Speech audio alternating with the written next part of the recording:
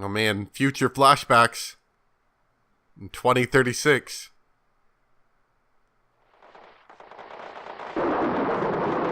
父さん、治安部隊が万世橋まで来てる。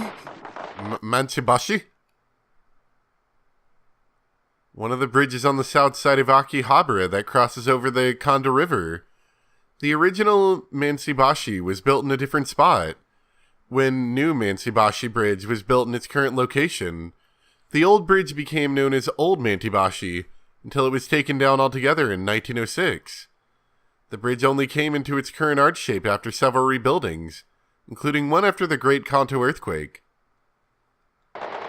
ということは、ここが発見されるのも時間の問題かな。あらかじめ流しておいた偽の情報も効果なかったか。急ごう。おう、開けるぞ。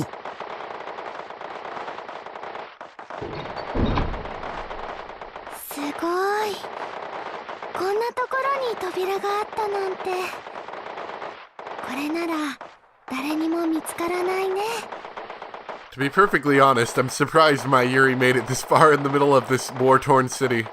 さあ、中へ。ここって。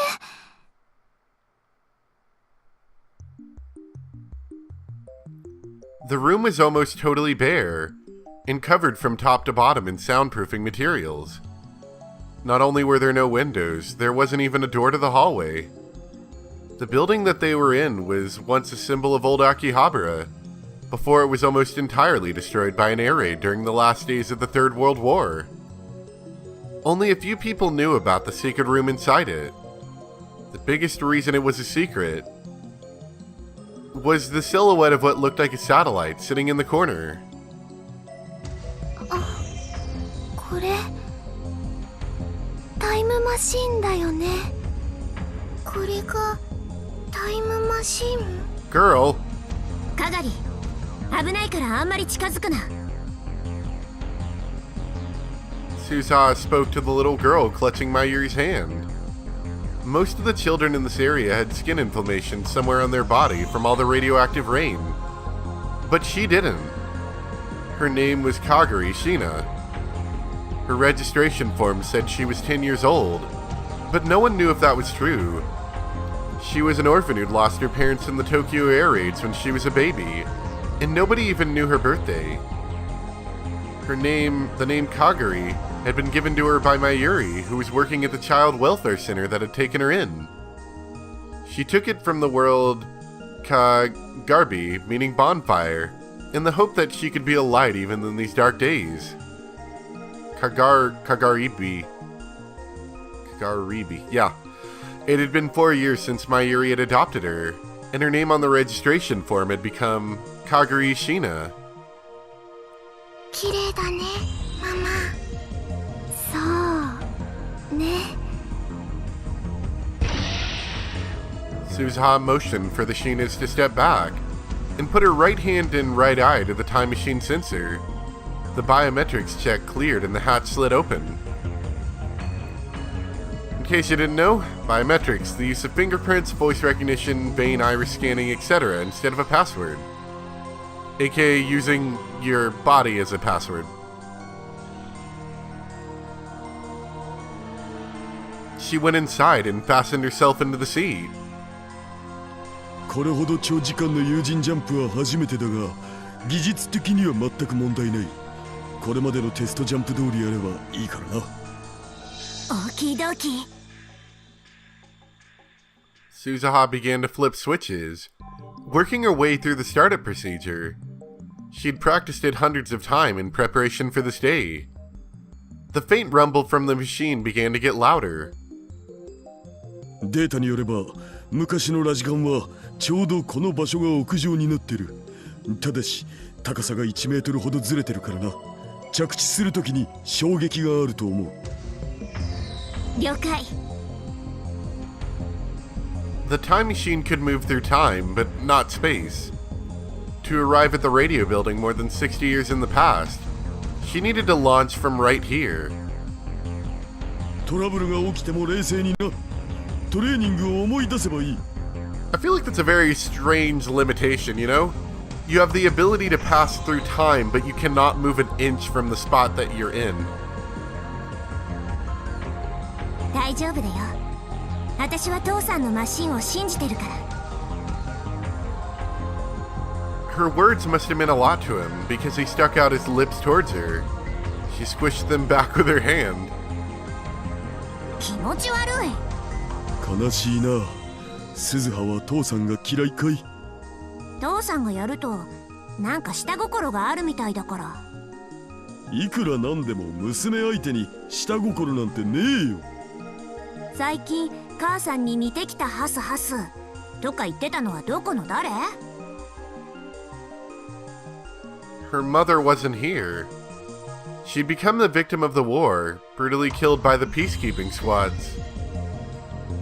冗談を真に受けないでくれたまえ。なんだ、冗談だったの？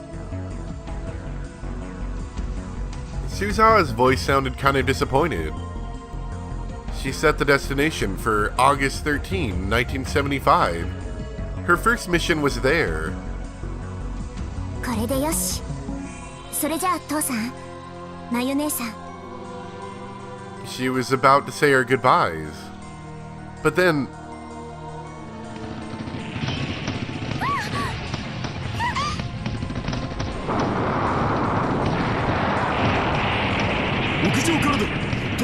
I think it's time to go. 思ったより早い。Suzawa drew her gun from her holster. She was about to get out of the time machine, but her dad stopped her. ダメだ。さっさと止め。でも父さんたちが。俺たちのことはいい。早く行け、鈴葉。そんな、だって。マヤシ、係ちゃんを。このマシンにはもう一人乗れる。Mayuri and Suzawa's father picked up the stunned Kaguri and stuffed her into the time machine. すずちゃん、係をお願い。 If only you lost weight, maybe we could take you too, Taru. わかった。 If Suzawa's mission succeeded, the world line would be rebuilt, and it was likely that the present Kaguri would cease to exist. It might have been pointless to send her. But even so, a mother wants her child to live. That's how Suzawa's mom was too. Mama. Kaguri finally seemed to understand what was going on.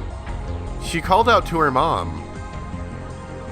やだよ。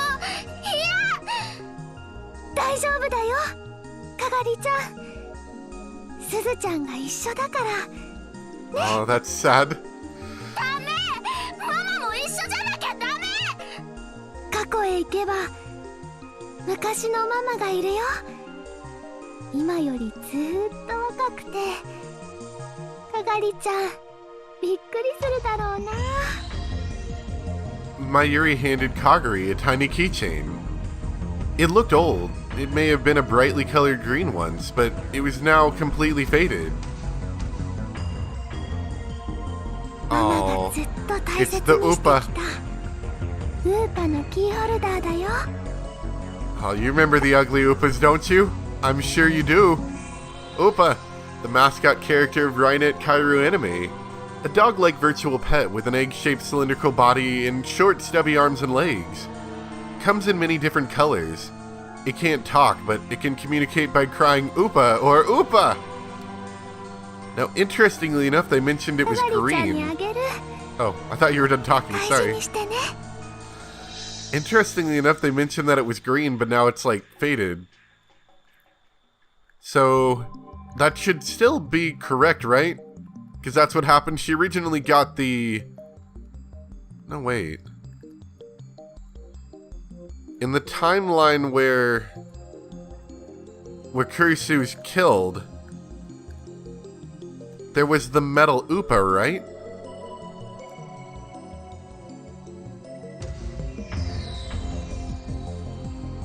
Oh no, I guess Ocarine did go back in time once. So that would have changed it to a green Upa, I think? Because the green one is the plastic one.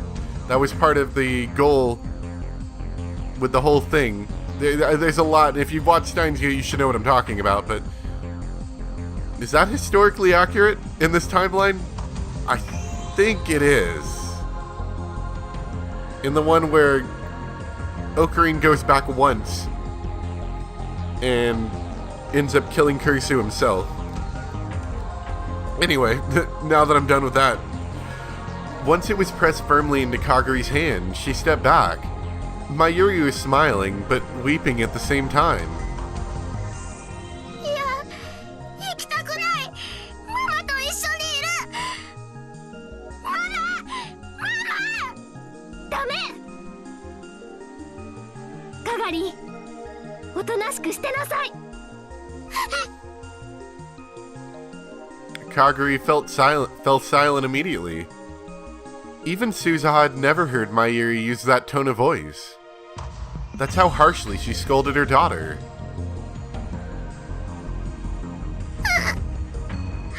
Mama.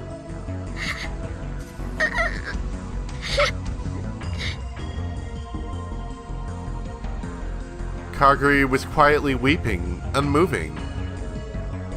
閉めるぞ。 This time, the hatch really did begin to close. The inside of the machine and the outside of it. The two worlds were about to be completely cut off from one another. Whether Suzuha's mission was successful or not, she would probably never see any of them again.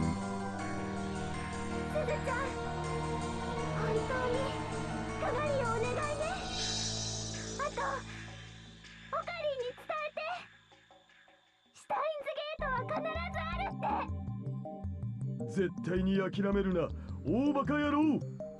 Oh man, that's gotta hurt. That really does, especially with Ocarine rejecting her as hard as he did. Okie dokie. And then the door was sealed shut, and Mayuri and Itaru's voices disappeared along with the chaos outside. 父さん、大好き。 She whispered towards the door, now sealed shut. 行くよ、かがり。かっこえ。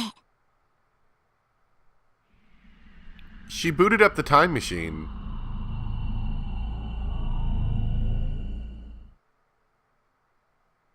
橋田さん、掃除機はどこ？ Suzuha snapped back to reality. Yuki was getting closer to the development room she was hiding in. そのカーテンの危な！この奥？ああ、僕が持ってくるよ。 Itaru motioned for her to stop, then quickly slid into the room. As he reached down to pick up the vacuum off the floor, his gaze locked with Suzuha as she hid under the desk. バレないようにしてよ、父さん。オーキードーキー。ありましたか、掃除機。あ、うん。 Evidently, Yuki was trying to be nice by cleaning up. The place was pretty messy right now. Knowing Yuki's personality, Suzuha could imagine she'd want to clean it. Itaru grabbed what looked like a vacuum cleaner off the floor and left the development room. 何ですか、それ。未来ガジェット5号機。 Once again, I made a worthless object, something I didn't read that whole thing. By Goemon. Future gadget of your dreams, made by connecting a dryer and a vacuum. Uses the exhaust from the vacuum in the dryer. The name comes from a famous anime about a phantom thief, Lupans the Third. Oh, Lupans. Oh, that's good. 分解すれば普通の掃除機として使えるはず。お掃除するための掃除機なのに、分解したらかえって散らかすことになりません？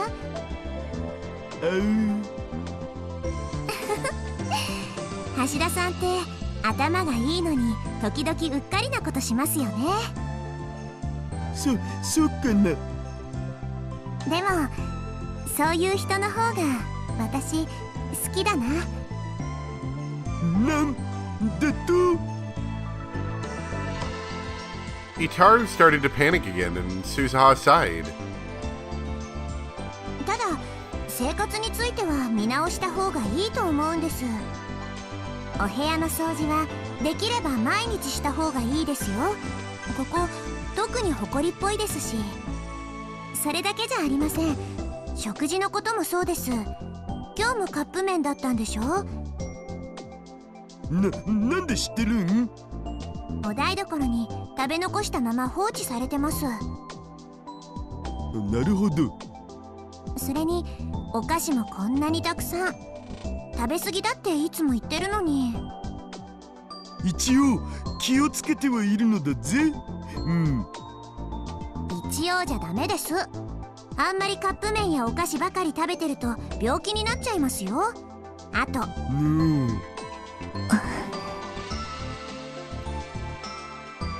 Yuki Amane, Yuki, I don't know, was saying the exact same thing that Suzuha just said. They really were mother and child, perhaps. Suzuha was just beginning to feel a little homesick when she sensed another visitor approaching.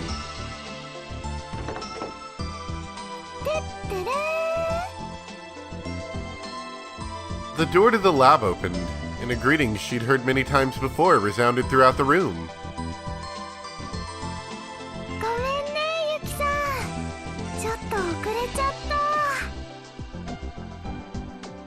It was Mayuri coming to see Yuki.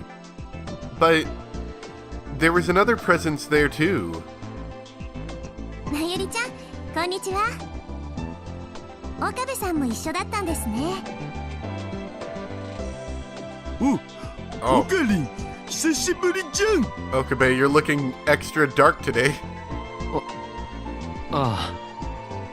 久しぶり。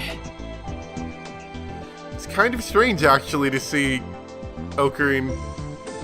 You know, now that I think about it, because like I said before, Okabe was kind of the main character for everything.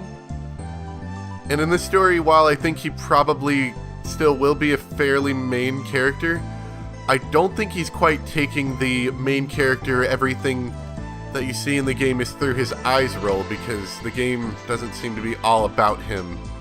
From what I can tell. It seems to be an awful lot about Kurisu, and probably a lot about Suzuha as well, I would imagine. And these strange young children. When she heard his voice, Suzuha ground her teeth a little.